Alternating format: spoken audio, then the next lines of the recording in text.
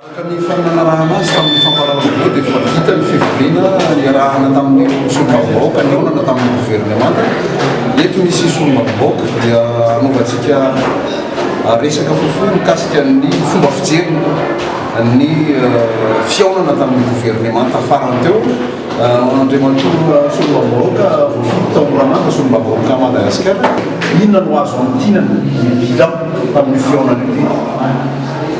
Voalohany ny misaoran'Andriamanitra aloha tanteraka sy mahatsara ny fihaonana. Io zany anisan'ny hoe fihaonana atao hoe voalohany zany raha amin'ny question réponse izay voalaza ny ao amin'ny lalàna izay fiainana misy misy ny question tanteraka sy mahatsara zany le izy. Zany hoe tsy ampy ny fotoana, tsy ampy ny fotoana satria tokony naraina le izy nanomboka folo nanomboka le izy. Fa tamin'iny moa misy fampivavany hoe ho avy ny Andriamatoa Filota ika dia niepitra ny arivo. Kanefa moa avy eo tamin'ny alina vao tonga ny filoha. Na izany na tsy izany aza dia afaka miteny daholo ny ankamaroan'ny député. Afaka miteny zany. Marina fa ny filotaona tsy ampy satria efa tamin'itra nomena ny député. Sary rahapirenena amin'ny ankapobeny dia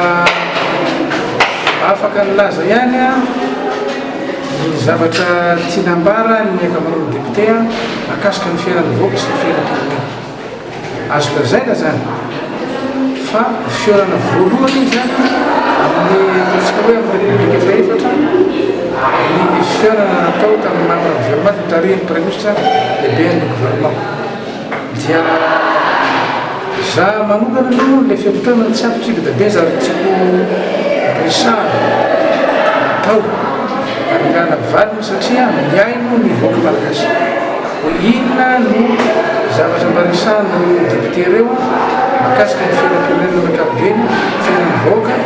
zavatra manahirana ny vahoaka sy manahirana ny fiasam-panjakana ny mpampianatra ka afaka nilaza zay tsy voalazanay dia voalazan'ny hafa dia fameno izy amin'ny ankapobeny tena dia azo lazaina hoe tamin'ny fihaonana voalohany iny dia afaka resaka problema zay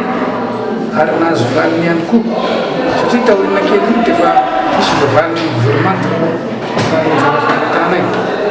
ohatra zao resaka problema tany dia efa nahazo fa le tsy ampy fa nahazo zavatra saina amizay zao zavatra anankiray dia ny ankamaroany moa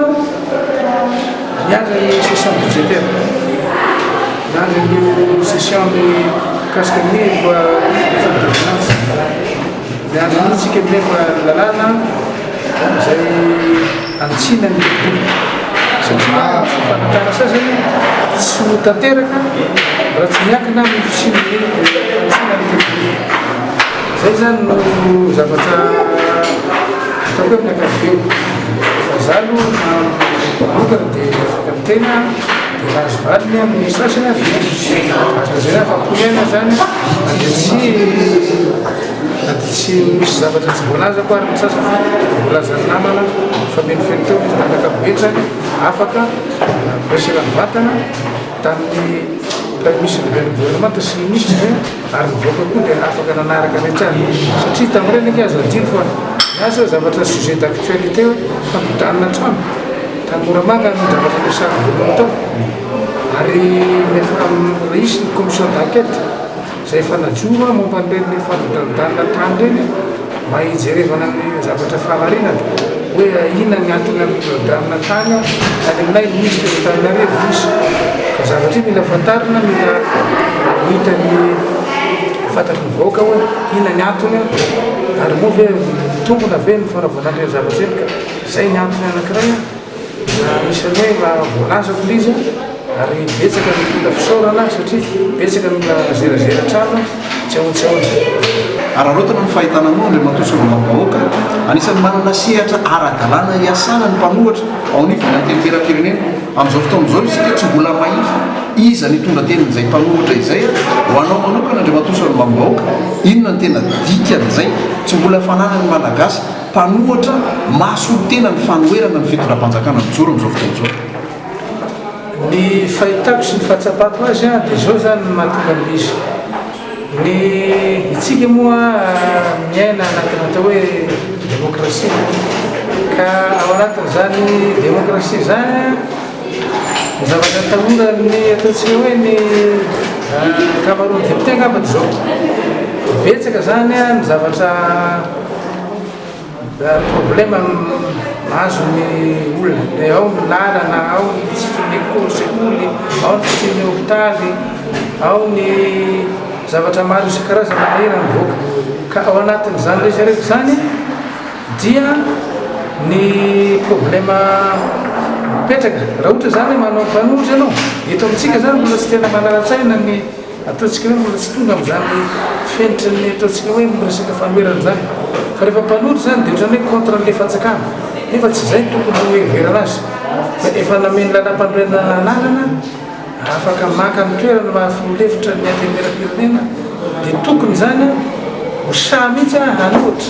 fa tsy mijery an'izay raha ohatra manohitra dia tsy mahazo inina ny vahoakany amiko tsy mahazo foto-dravitrasa ny vahoakany amiko tsy mahazo lalana tsy mahazo sekoly tsy mahazo hôpitaly zay zany problème mipetraka ka tsy tokony ho hiditra amin'izay tsika fa tokony hiditra amin'ny tena hoe rafitra démocratique manaraka ny lampanorenana dia tokony ho sa zany zay mpanohitra manohitra fa manohitra amin'ny rariny sy mihitsiny fa tsy hoe manoika vigny olona manohitra veny olona na zay tsy mampihetinitra amintsika da amin'izay fotoana zay dia tokony afantatra sy atsapa ny fanjakana zay misy hoe ny mpanohitra ilaina anitsy ny zavatra tsy mety dia zay ngamba everiko ny mahatonga mbola tsy fisiny izy io